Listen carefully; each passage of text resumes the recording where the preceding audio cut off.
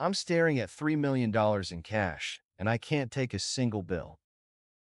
My hands are shaking. Blood's dripping from my nose onto $100 bills that might as well be tissue paper right now. The casino vault is wide open, exactly like I planned for 6 months. But there's something in here that changes everything. Something that makes me realize I've been the mark all along. But let me back up. 3 days ago, I was just Danny Morrison, a guy who fixed slot machines for a living, 28 years old, drowning in my mom's medical bills, watching her fade away in a hospital bed while insurance companies played their games. I had $200 in my checking account. Mom needed surgery that cost $40,000. The math was simple. I was going to lose her. That's when I met Elena. She walked into my repair shop on a Tuesday morning, asking about security vulnerabilities in casino slot systems. Said she was a consultant. Designer handbag, perfect smile, the kind of confidence that only comes from never worrying about money. "I've been watching your work, Danny," she said, sliding a business card across my workbench. "You're methodical, careful, and you need $40,000. I felt my stomach drop. "How do you know about?" "Your mother's condition is public record. The GoFundMe that's raised $300 in 2 months. Your credit applications that keep getting denied." She leaned forward. "I'm not here to judge. I'm here to help." She told me about the Silverton Casino's monthly cash transfer. Every first Friday, they moved 3 months of revenue to their main vault before the armored car pickup on Monday. 12 hours when millions sat in a room with security I already knew inside and out. One job, Danny. Clean, simple. You get your $40,000, I get the rest. Your mom gets her surgery, and nobody gets hurt. I should have walked away. Should have seen the trap being set. But when someone offers you hope when you're drowning, you don't ask questions about the rope. For 2 weeks, Elena and I planned every detail. She had casino floor plans I'd never seen, employee schedules that matched perfectly, security rotation patterns that someone had clearly been tracking for months. "How do you know all this?" I asked one night, studying the vault's electronic lock system. "I used to work there," she said without looking up. "Different department." I was too focused on the technical details to notice the holes in her story. How she knew exactly which cameras had blind spots. How she had elevator maintenance codes that were changed monthly. How she talked about the casino's security chief like she knew him personally. All I could think about was Mom asking if I'd found a way to help her. The way she tried to hide how much pain she was in. How she'd stopped talking about plans for next Christmas. Elena had given me a countdown. 5 days until the transfer. 5 days to save the only person who'd ever believed in me. I was so focused on the light at the end of the tunnel that I didn't notice it was a train. "Danny, baby, you look tired," Mom whispered when I visited her that evening. Her voice was so weak I had to lean in to hear her. "Just working extra shift, Mom. Don't worry about me." She squeezed my hand with what little strength she had left. "Promise me something. Don't do anything stupid trying to help me. I'd rather go knowing you're safe than live knowing you're in trouble." I kissed her forehead and lied. "I promise." That night, Elena called with final details. The plan was elegant in its simplicity. I'd enter through the service elevator during the night shift change. Disable the specific cameras for exactly 4 minutes. Use my maintenance access to reach the vault level. Elena would handle the electronic locks from the outside. She'd gotten hold of some kind of master override device. 4 minutes, Danny. That's all we need. I couldn't sleep, so I started researching Elena. Her business card led to a website that looked legitimate but felt hollow. Stock photos, generic testimonials, no real substance. I tried social media. Nothing. Professional databases. Nothing. It was like she'd appeared out of nowhere just to help me. That should have been a red flag. But when you're desperate, you convince yourself that miracles can happen. I called the number on her card. Voicemail. Generic, professional, revealing nothing. "Elena, It's Danny. Just wanted to confirm tomorrow's meeting. Call me back." She never did. I was at the casino for routine maintenance when I overheard something that made my blood run cold. "Yeah, internal investigation is almost complete," one security guard was telling another. "They know someone's been accessing employee files. Cameras caught someone in the database room last month." "Think it's related to the transfer?" "Has to be. Chief Morrison's reviewing all the footage personally." Chief Morrison. My last name. Weird coincidence, but Vegas was full of them. I finished my work and left, but something felt wrong. Elena had been too prepared, too knowledgeable. Someone with access to employee files would know about my mom's condition, would know exactly how much money I needed, would know exactly how to manipulate me. I found Elena in the parking garage where we'd agreed to meet. She was leaning against a black sedan, checking her phone. "We need to talk," I said, walking up to her. She looked up, that same confident smile. "Getting cold feet? That's normal, Danny. Everyone does before their first job." "First job? How do you know it's my first?" Her smile faltered for just a second. "Let me guess." "Cut the shit, Elena. Who are you really? How did you know about my mom? How did you get those casino files?" She stepped closer, and for the first time, I saw something dangerous in her eyes. "You're overthinking this, Danny. Sometimes opportunity just finds the right person at the right time." "That's not an answer. It's the only answer you're going to get." She reached into her purse and pulled out a small device. "This is the override key for the vault locks. Tomorrow night, you use this, take your $40,000 and disappear. Or your mom dies waiting for surgery you can't afford." She dropped the device into my palm. It was heavier than I expected, and warm like it had been in her hand for a long time. "One more thing, Danny. Don't try to research me anymore. Don't call me. Don't contact me until the job is done. Some things are better left unknown." She got in her car and drove away, leaving me standing in the parking garage with more questions than answers and less than 24 hours to decide if I was willing to bet my life on a stranger. I didn't sleep. Couldn't eat. Kept staring at the override device Elena had given me. It looked professional, expensive, real. But so did Elena, and I was starting to suspect she was anything but. I called the hospital. Mom was stable but fading. The surgery was scheduled for next week if I could come up with the money. If I couldn't, they'd keep her comfortable until the end. I had run out of time and options. At 6 p.m., I got a text from Elena. "Remember, 4 minutes. Take your cut and go. Don't get greedy." At 11 p.m., I put on my maintenance uniform and drove to the casino. The parking lot was busy with weekend gamblers, oblivious to what was about to happen. I sat in my car for 20 minutes, watching the neon lights reflect off the windshield, thinking about my mom's promise to herself to see me graduate college, about the birthday card she'd saved money to buy me even when she couldn't afford groceries, about the way she'd apologized for getting sick like it was her fault. I thought about Elena's eyes in the parking garage, how quickly her mask had slipped. And I thought about the security guard mentioning Chief Morrison. My last name.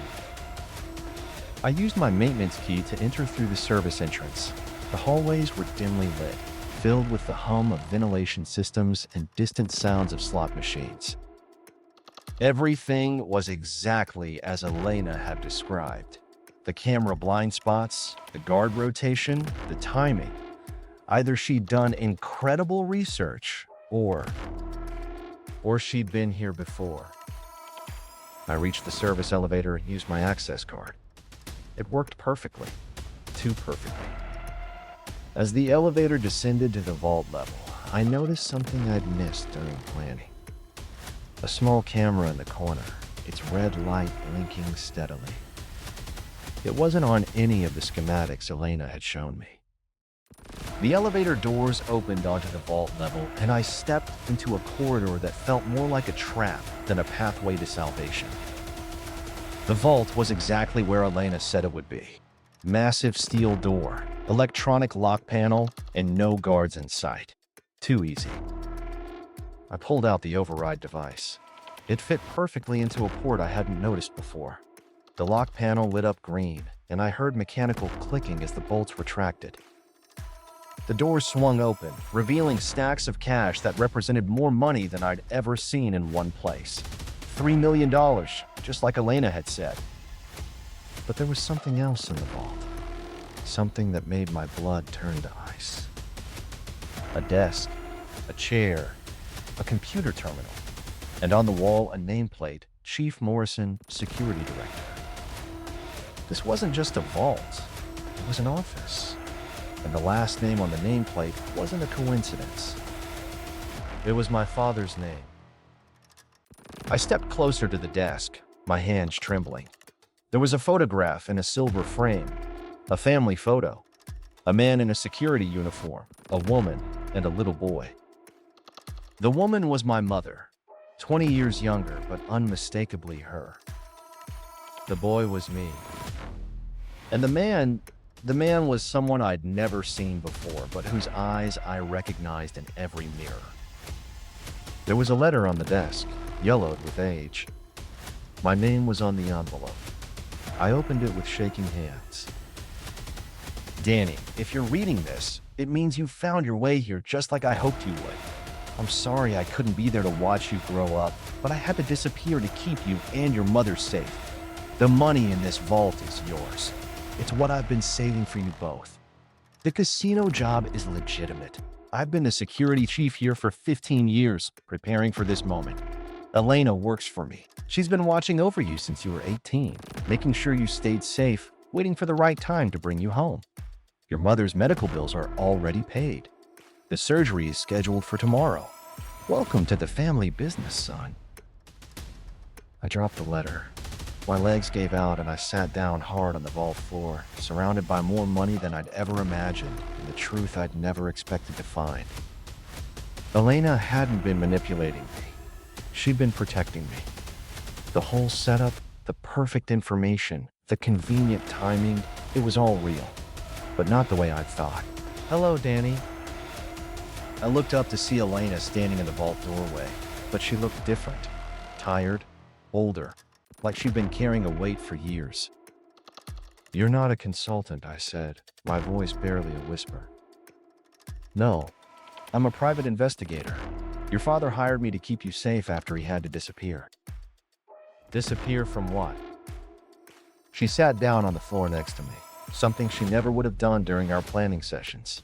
Your father was investigating casino money laundering. He got too close to some very dangerous people. They threatened you and your mother. So he made a deal. He'd disappear, let them think he was dead, and in exchange, you'd both be left alone. For 15 years? For 15 years, he's been building this moment. Saving money, planning for your future, waiting for the right time to bring you back into his life. When your mother got sick, he knew it was time. I looked around the vault, at the stacks of money, at the family photo, at the letter in my hands.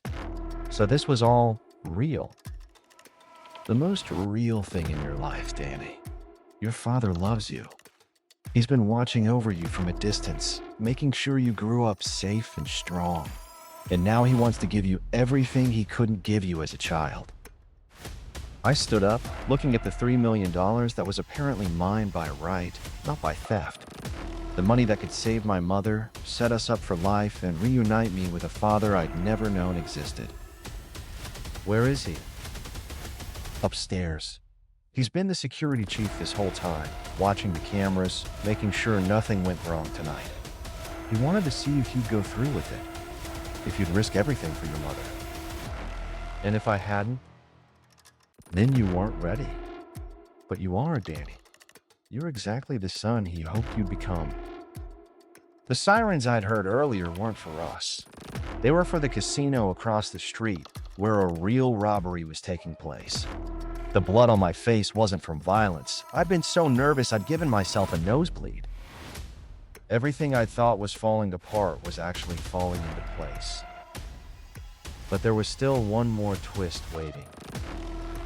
Elena led me through corridors I'd never seen, past security checkpoints that opened automatically, to an elevator that took us to the main casino floor.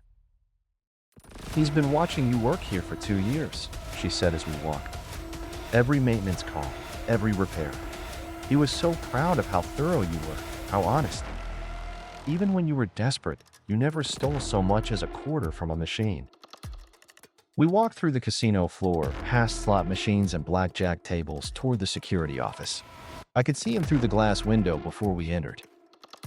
Tall, graying hair, wearing a security uniform with Chief Morrison on the nameplate.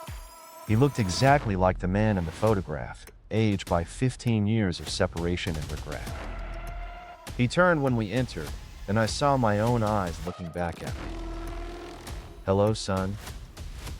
"You're really him," I said, the words feeling strange in my mouth. "I'm really him." He stood up from his desk, and I noticed he was shaking as much as I was.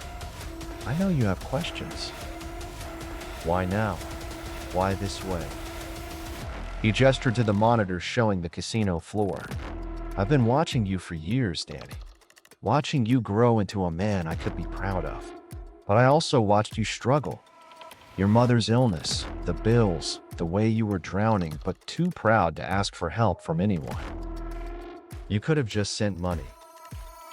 "Could I? What would you have done if a stranger sent you $40,000?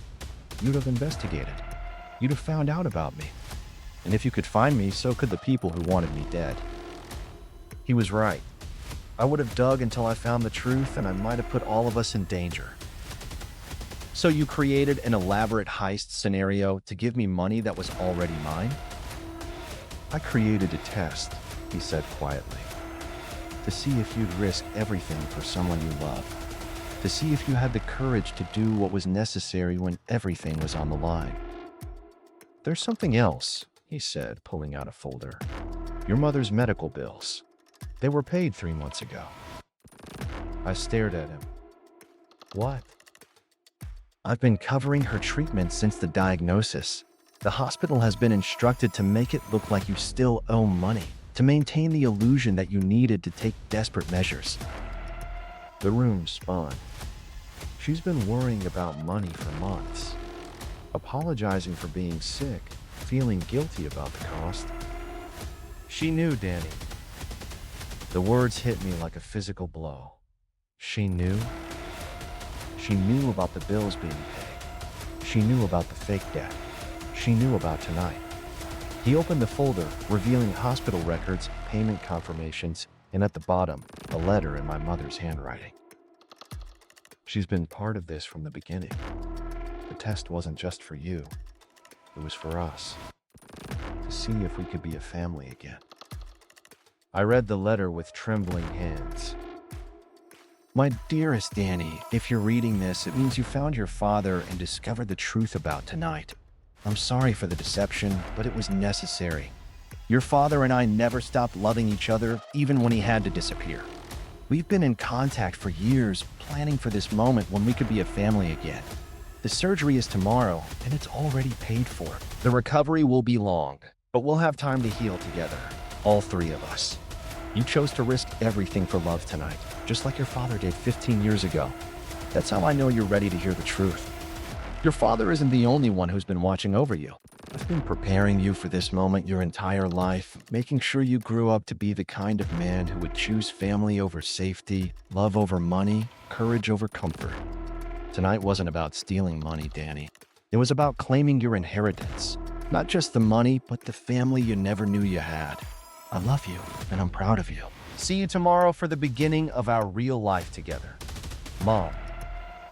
I dropped the letter and looked at my father, then at Elena, then back at my father.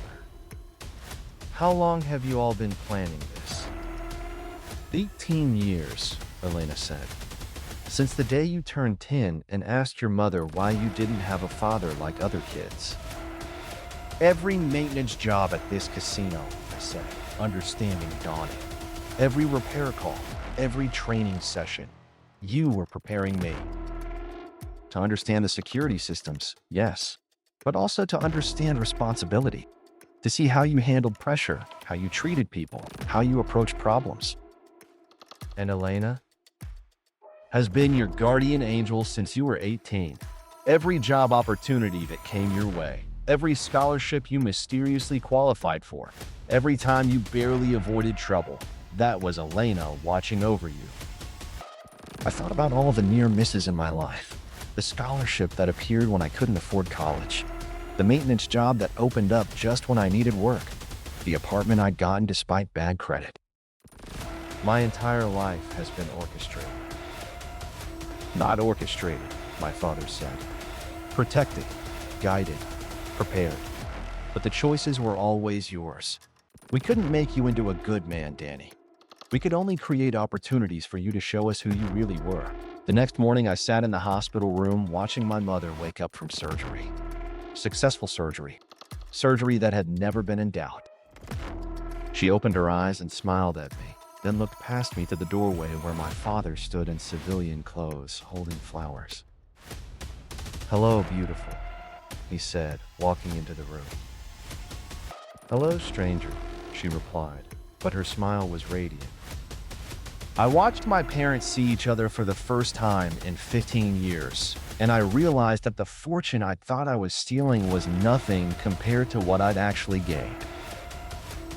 "Was any of it real?" I asked.